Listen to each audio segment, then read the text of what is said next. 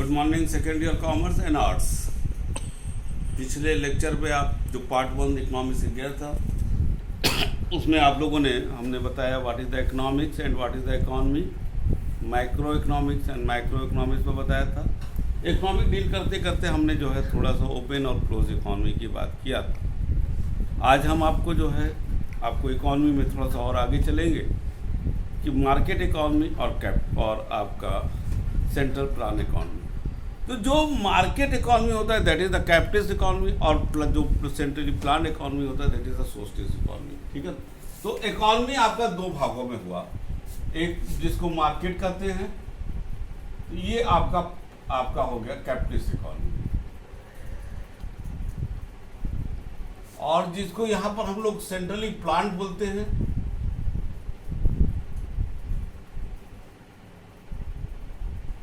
ये आपका हो गया सोशलिस्ट। अब यहां पर अगर हम लोग दोनों को मिला दें तो some that is the mixed economy. संक्षेप में हम बात करेंगे what is the capitalist economy, what is the socialist and what is the mixed economy. Socialist economy, when all the factor of production are under the control of the government and it is the government who allocate the resources, utilize the resources, उसको हम लोग socialist economy में कहते हैं। कि यहां पर जो जैसे नहीं होता है कि अगर हम प्राइवेट लोगों को रिसोर्सेज दे दे तो हर व्यक्ति उसको अपने तरीके से यूटिलाइज करेगा, जो मिस यूटिलाइजेशन में कन्वर्ट हो जाएगा। Just to avoid this problem and to manage the problem of the haves and haves not, गरीबी अमीरी को, और समान रूप से एक देश में व्यवस्था बने रहे जहां कोई गरीब ना कोई अमीर, गवर्नमेंट ये सोशलिस्ट इकोनॉमी को पैटर्न को अडॉप्ट करती है।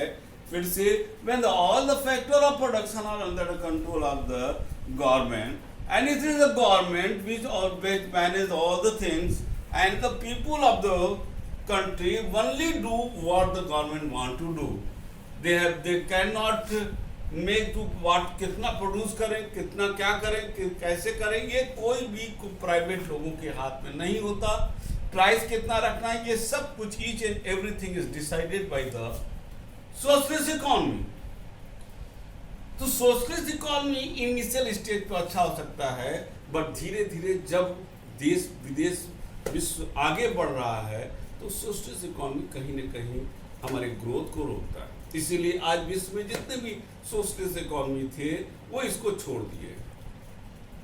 अब आता है what is the capitalist economy. Capitalist economy when all, अब देखो सोशलिस्ट इकोनॉमी में क्या था, government only not to control the factor of production but also government frame the rule and regulation of the business and also do the business. Whether it is the right, it is the matter of discussion. Whether it is right, the government not only control the factor of production, but also allocate the business, allocate the factor of resources, or do the business. Capitalist economy में जो concept है कि ना government का काम है business करना, नहीं, it is the private sector to do the business and only the government क्या कहते हैं frame the rule and regulation. Government का काम है रूल रेगुलेशन को फ्रेम करना और प्राइवेट सेक्टर का काम होता है बिजनेस करना। तो in the market economy that is the capitalist economy, private sector is dominating the whole system and in the socialist economy public sector is dominating. So here there is a public sector and here is the private sector.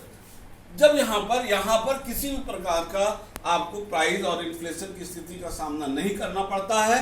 क्यों? क्योंकि each everything, क्योंकि demand and supply पर government का control है और हम लोग सिर्फ गवर्नमेंट के हिसाब से चलते हैं। लेकिन प्राइवेट सेक्टर में जब हम लोग कैपिटलिस्ट इकोनॉमी की बात करते हैं तो वहां पर private sector can influence the behaviour of the public through it's marketing policy, through the other policies, और that may differentiate the demand and supply, और वहां पर एक जो है प्राइस वार शुरू हो जाता है। तो कैपिटलिस्ट इकोनॉमी में वहां पर जो फैक्टर ऑफ प्रोडक्शन होता है वो प्राइवेट सेक्टर अपने अपने हिसाब से उसको मैनेज करते हैं। तो यहाँ पर एक जो है कि यहाँ पर इसको कहते हैं ये मार्केट जो सिचुएशन कहेंगे कि दैट इज यहाँ पर डिमांड एंड सप्लाई वाला सिचुएशन हावी हो जाता है, जहाँ पर प्राइस फ्लक्चुएशन, इकोनॉमिक में फ्लक्चुएशन जैसे इन्फ्लेशन, रिसेशन, वो स्थिति का सामना यहाँ करना पड़ता है। तो आज मैक्सिमम कंट्री आपकी कैपिटलिस्ट इकोनॉमी में हैं, और उसी का एक परिणाम है कि पूरे विश्व में एक अजीबोगरीब, आज अगर देखा जाए हर एक क्षेत्र हम उसका नाम कुछ भी दे दें, चाहे आप आतंकवाद कह लीजिए, चाहे कोई भी धर्म कर लीजिए, लेकिन अगर उसके अंदर आप जाते हो तो आप देखते हो वो सब मार्केट की लड़ाई है। सब आदमी मार्केट को कैप्चर करना चाहता है।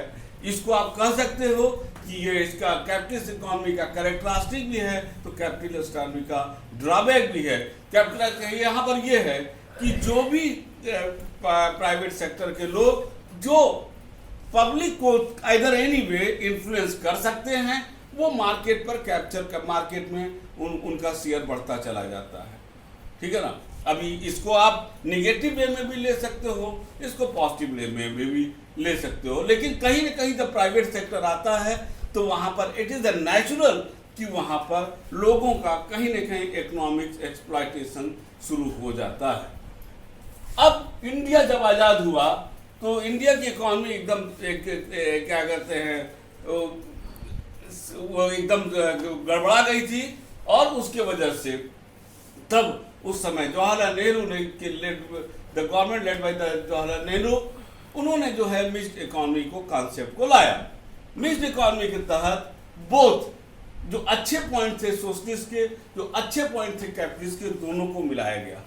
इनिशियल स्टेज पर हमारे मिक्स्ड इकोनॉमी में आपका क्या कहते हैं socialist pattern, that is the public sector, यानी कि मिक्स्ड इकोनॉमी में both and public and private sector both are collaborating and coordinating, वो दोनों मिलकर के काम करते थे। Some sectors, some area are totally वो गवर्नमेंट को दे दिया गया, कुछ एरिया प्राइवेट सेक्टर को दे दिया गया कि आप इसमें काम करो, और कुछ ऐसा हो गया कि दोनों काम कर सकते हैं, जैसे स्टील हो गया, शुगर हो गया। ठीक है। तो ये था मिक्स्ड इकोनॉमी, जो जहां पर दोनों मिलकर काम करते थे।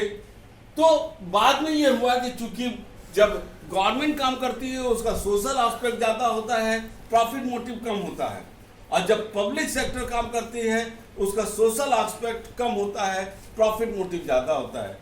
Government public sector social aspect होने के कारण उसको ज़्यादातर पब्लिक सेक्टर यूनिट्स वो घाटे में चलने लगे, जिसके वजह से हमारे देश का बजट डिफिसिट आने लगा। डिफिसिट तो आना ही है, बढ़ने लगा, और देश पर टैक्स और ये ज़्यादा पड़ने लगा, और बाहर से वर्ल्ड बैंक से IMF से लोन लेना पड़ने लगा, और जिसकी वजह से एक अजीबोगरीब समस्या खड़ी होने लगी। तो 91 तो यहाँ पर जो पहला स्टेज था मिक्स्ड इकोनॉमी का, जो हम कह सकते हैं कि 1950, क्योंकि जब देश उसका संविधान बना, और 1991 तक हमारा जो मिक्स्ड इकोनॉमी का था उसमें सोशलिस्ट पैटर्न हावी था। ठीक है ना। और 1991 से टिल टुडे, तो जब LPG कॉन्सेप्ट आया तो वहां पर जो स्विंग है, that move from the socialist economy to the capitalist economy. आज हमारे जो है, जो हमारी इकोनॉमिक इकोनॉमी है, उसमें सोशलिस्ट पैटर्न ऑफ द को कम कर दिया गया, और उसमें कैपिटलिस्ट इकोनॉमी को ज़्यादा तवज्जो दिया जाने लगा। और उसी का परिणाम है, आप देख भी रहे हो कि most of the public sector unit are either anyway is transferring to the private sector through the disinvestment policy. अभी आपने देखा कि गवर्नमेंट ने बजट में LIC जैसे कोर सेक्टर के शेयर को बेचने का किया है। एयर इंडिया भी बिक रही है, तमाम चीजों में जो गवर्नमेंट द्वारा कंट्रोल हो रहा था, धीरे धीरे प्राइवेट सेक्टर उसमें आ रहा है। Yes, it is a matter of discussion. क्या ये सही है, गलत है, ये एक पॉलिटिकल व्यू हो सकता है। इसका डिस्कशन इस प्लेटफॉर्म पर नहीं करेंगे, क्योंकि हम लोग यहाँ पर कॉन्सेप्ट डिस्कस करें। तो आज जो मिक्स्ड इकोनॉमी है, वो मिक्स्ड इकोनॉमी कैपिटलिस्ट इकोनॉमी पर हमारा जा रहा है। क्यों? क्योंकि अगर हम डेवलप कंट्री होना चाहते हैं तो हम रिस्ट्रिक्टेड या क्लोज इकोनॉमी लेकर के नहीं चल सकते, क्योंकि हमको अपनी इकोनॉमी ओपन करना है विदेश के लिए। तो जब हमारी इकोनॉमी ओपन होगी तो वहाँ से विदेशों से टेक्नोलॉजी आएगा, नॉलेज आएगा और कैपिटल आएगा। साथ ही साथ यहाँ से भी आउटफ्लो होगा, कैपिटल जाएगा, नॉलेज जाएगा और आपका टेक्नोलॉजी भी जाएगा। तो ये जो आदान प्रदान होगा, इससे हमारी इकोनॉमी की एक जो हमारी इकोनॉमी है, हमारी इंडियन इकोनॉमी, वो वर्ल्ड इकोनॉमी के कोऑर्डिनेशन में जब आएगी, तभी देश का एक समुचित विकास होगा। यस, उसका ड्रॉबैक भी है, कुछ अर्थशास्त्री इसको नेगेटिव में भी लेते हैं, कुछ इसको जो है जो दर्शन शास्त्री हैं इसको अलग वे में लेते हैं कि ये गलत है, सही है। यहाँ पर हम उस चीज़ों को डिस्कशन हम नहीं करेंगे। तो यहाँ पर आपका आ गया कि व्हाट इज द इकोनॉमी, आपका market economy, that is the capitalist socialist क्या है, और मिक्स्ड इकोनॉमी क्या है। ठीक है ना। अब हम चलते हैं एक problem, that is the problem of the scarcity. ठीक है ना, उस पर हम लोग आते हैं, थोड़ा सा उस पर डिस्कस किया जाए। स्केर्सिटी प्रॉब्लम,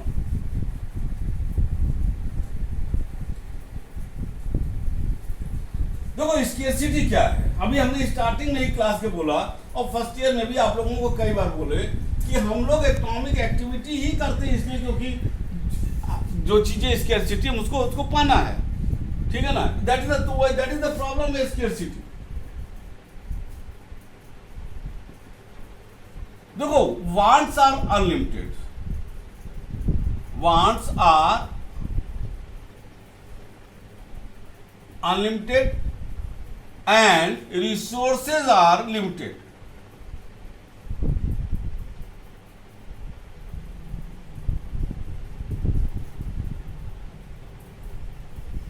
यही तो प्रॉब्लम है स्केर्सिटी का, कि इच्छाएं हमारी जो आवश्यकता है वो अनंत हैं, लेकिन हमारे पास रिसोर्सेज लिमिटेड है।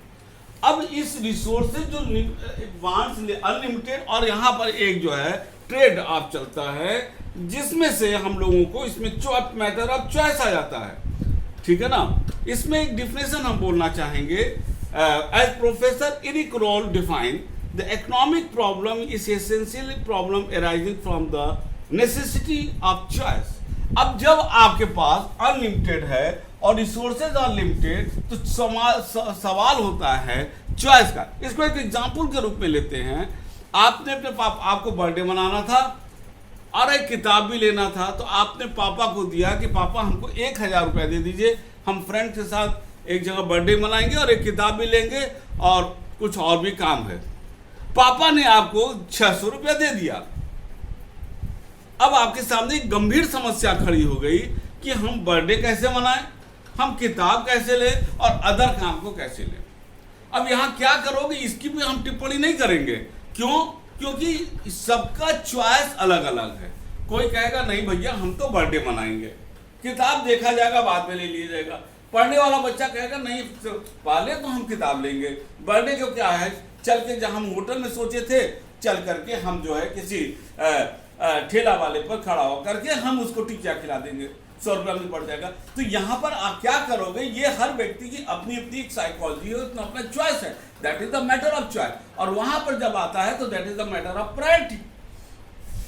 अब देखना यहाँ पर, अब जो पैसा है, अब आपको जैसे पैसा कम है, अब मान लीजिए किताब की है, अब किताब आपको लेना तो यहाँ एक चीज और आ सकता है कि अगर मान लीजिए कि ऐसी किताब है जिसमें आपको रिसेंट आपको नहीं चाहिए, तो आप सेकेंड हैंड भी ले सकते हो।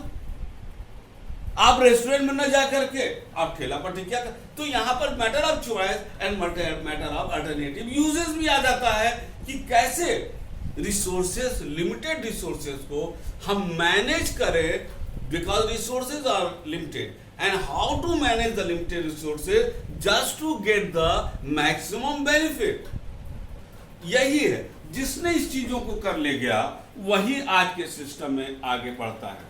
इन सिंपल वर्ड जो इसमें दिया है कि the problem of choice arising from the use of limited means to the satisfaction of various in is known as the economic, this is the basic problem. और आज जब कैपिटलिस्ट इकोनॉमी की हम बात कर रहे हैं तो ये प्रॉब्लम बहुत जबरदस्त खड़ा है। और आज के सिस्टम में वही व्यक्ति, वही समाज, वही इंडस्ट्रीज, वही बिजनेसमैन वही आगे निकल पा रहा है जो लिमिटेड रिसोर्सेज में जो चीजों को मैनेज करके मैक्सिमम बेनिफिट को कर लेता है। अब ये जो इकोनॉमिक प्रॉब्लम है, इसको अगर हम बात करें कि क्यों है, क्यों प्रॉब्लम है, तो इसमें जो पॉइंट दिया है थोड़ा किताब से हम टच कर रहे हैं। Human wants are unlimited and recurring मतलब अक्सर आता रहता है, मैंने बोल दिया। And human wants have different priority, इस पर भी मैंने आपको दे दिया कि मैटर ऑफ प्रेफरेंस। अब जब लिमिटेड रिसोर्सेज है उसमें हम किताब के हिसाब से बोल रहे हैं, हम सारे पॉइंट को डिस्कस कर चुके हैं। रिसोर्सेज आर लिमिटेड, ये है सिर्फ सब चीज है, हर चीज एक लिमिटेड रिसोर्सेज है। अब उसको कैसे यूज करें। Resources can be put to the alternative uses, इस पर भी मैंने आपको डिस्कस किया, किताब से ले रहे हैं पॉइंट को, थोड़ा सा ध्यान दीजिएगा, ठीक है ना। अब यहां पर तो यहां पर आ गया कि मैटर ऑफ लिमिटेड और मैटर ऑफ, इसको हम लोग अनलिमिटेड रिसोर्सेज की इसकी सारी बात कर लिए, ठीक है ना। तो मैं सबसे बड़ी चीज जो निकल के आ रहा है हम लोग को डिस्कशन का कि वही व्यक्ति आज के समय में सक्सेस होगा, वही समाज सक्सेस होगा जो लिमिटेड रिसोर्सेज को प्रॉपर वे में यूटिलाइज कर ले ताकि मैक्सिमम सेटिस्फैक्शन वो गेन कर सके, ठीक है। चलिए अब जो है हम लोग आगे बढ़ते हैं और जो आगे है हमारा एक बहुत महत्वपूर्ण chapter, that is the positive economics and normative economics. ये क्या होता है, ठीक है ना। तो पॉजिटिव इकोनॉमिक्स और नॉर्मेटिव, इसको पॉजिटिव साइंस भी बोलते हैं, नॉर्मेटिव साइंस भी बोलते हैं। चूंकि इकोनॉमिक्स है तो यहां पर रिलेट किया गया है। तो साइंस दो भागों में बटा, साइंस को positive science and normative science. देखिए पॉजिटिव साइंस को लो, जब काज और एन इफेक्ट, जब there is a direct relationship between the cause and effect. जैसे आपका हमको मालूम है कि हाइड्रोजन और हाइड्रोजन गैस और ऑक्सीजन मिलाएंगे तो हमारा पानी मिल जाएगा, ये एक डेफिनेट रूल है, इसमें कोई चीज नहीं है। जैसे भारत का राष्ट्रपति कौन है, दिस इज द पॉजिटिव चीज, इसमें कोई, जब हम डेटाबेस बात करते हैं तो आ जाता है that is the positive science, ठीक है ना। इसको ध्यान से सुनिएगा, बहुत महत्वपूर्ण चीज है, that is the positive science. जब हम डेटा, जैसे नहीं होता है कि it is impossible to lift the mountain, क्या हम माउंटेन को हम उठा नहीं सकते, ये पॉजिटिव साइंस है, ये क्लियर है, कोई उठा नहीं सकता। India is overpopulated, if the price of product increase the demand for the product will fall, ये आपका पॉजिटिव साइंस है। यानी when there is a direct relationship between the cause and effect, that is the positive relationship. Positive science में आपके आते हैं physics, chemistry, math. लेकिन जब हम नॉर्मेटिव की बात करते हैं, ये पॉजिटिव हो गया है ना, जब हम नॉर्मेटिव की बात करते हैं तो वहां पर काज भी है और इफेक्ट भी है, but we cannot establish the direct relationship between the cause and effect, है ना। वहां पर चूंकि प्रॉब्लम आ जाता है। देखिए एडम, जो प्रोफेसर रॉबिन्स हैं, इन्होंने, इनकी आलोचना भी हुई थी, इन्होंने इकोनॉमिक्स को पॉजिटिव साइंस मान लिया था, जबकि प्रोफेसर रॉबिन्स ने इसको नॉर्मेटिव साइंस माना, और नॉर्मेटिव साइंस को इसको पॉलिसी इकोनॉमिक्स भी बोलते हैं। क्यों? क्योंकि अकॉर्डिंग टू द सिचुएशन हमको यहाँ पर अपने उसको डिप्ट करना पड़ता है, ठीक है। जब हम ओपिनियन पर चलते हैं वो हो जाता पॉजिटिव साइंस। तो एक एग्जांपल लेंगे काज एंड इफेक्ट का, कि मान लीजिए कि 4 बच्चे बैठे हुए हैं, चारों रो रहे हैं। अब क्या चारों के पेट में दर्द है, रो रहे हैं, दैट इज द इफेक्ट, लेकिन कारण क्या है, दैट इज द डिफरेंट। वहां पर आपको अब डॉक्टर वही चेक करता है क्यों पेट में दर्द है। पॉइंट नंबर 1, तो यहां पर we cannot establish the relationship, वहां पर आपको जो है इफेक्ट है एक पेट में दर्द, कारण क्या है सबका अलग है। अब काज पर आ जाइए कि सबको जो है सुई चुभो दिया गया, दैट इज द काज, उसका इफेक्ट क्या होगा नहीं क्लियर है।